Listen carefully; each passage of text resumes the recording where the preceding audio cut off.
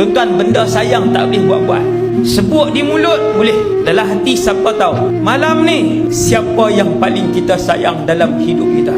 Hanya Allah yang tahu apa yang duduk dalam hati kita. Isteri kita kah? Suami kita kah? Harta kita kah? Allah ataupun Rasul kah yang paling disayangi dalam hati kita? Syarat dia Nabi beritahu dah, fa anta ma'aman ahbabta. Kamu akan dibangkitkan oleh Allah dengan orang yang paling kamu sayang. Kalau esok mati dalam malam ni Rasulullah adalah yang paling kita sayang, di mahsyar esok, di akhirat esok, tepi Nabi lah kita dibangkitkan oleh Allah.